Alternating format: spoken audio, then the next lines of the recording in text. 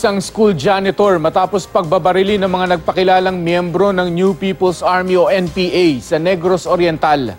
Sa Marcos, Ilocos Norte naman, patay ang driver ng Vice Mayor ng bayan matapos tambangan. Yan at iba pang balita sa report na ito.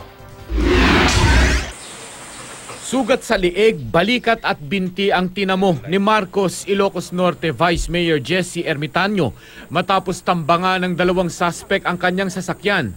Patay naman ang kanyang driver at sugatan ng kanyang bodyguard at isa pang tauhan sa munisipyo.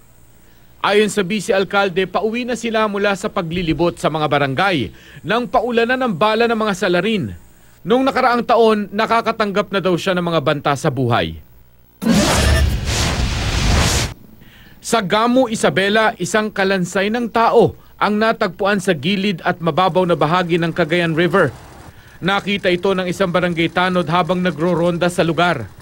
Agad niya itong nireport sa mga pulis. Dinala ang mga kalansay sa isang punerarya habang inaalam pa ang pagkakakilanlan nito. Isang sunog ang tumupok sa isang bahay sa Nasugbu, Batangas. Nagsimula raw ito sa pangalawang palapag ng bahay ni Iluminada Kalingasan. Malaki na ang sunog nang mai-report ito sa mga otoridad, pero agad namang rumisponde ang mga bombero. Sa laki ng sunog, nadamay ang katabi nitong bahay.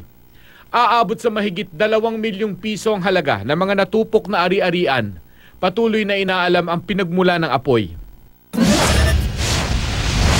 Kulang-kulang 1,000 residente mula sa 4 na barangay ang lumikas sa Calbiga, Samar dahil daw sa pagkakampo ng mga sundalo sa kanilang barangay. Ayon sa leader ng grupong Kapawa na nanguna sa paglikas, nilalabag ng mga sundalo mula sa 87th Infantry Battalion ang karapatan ng mga residente. Posible raw na may mga lumikas pa mula sa mahigit 10 ibang barangay sa mga susunod na araw. Wala pang pahayag ang militar kaugnay nito. Sa Santa Catalina, Negros Oriental naman, dead on the spot ang school janitor na si Juni Cabugnason na pinagbabaril ng mga nagpakilalang miyembro ng New People's Army o NPA. Bukod sa mga basyo ng bala, natagpuan din sa crime scene ng isang liham kung saan nakasaad ang dahilan ng pagpatay kay Cabugnason.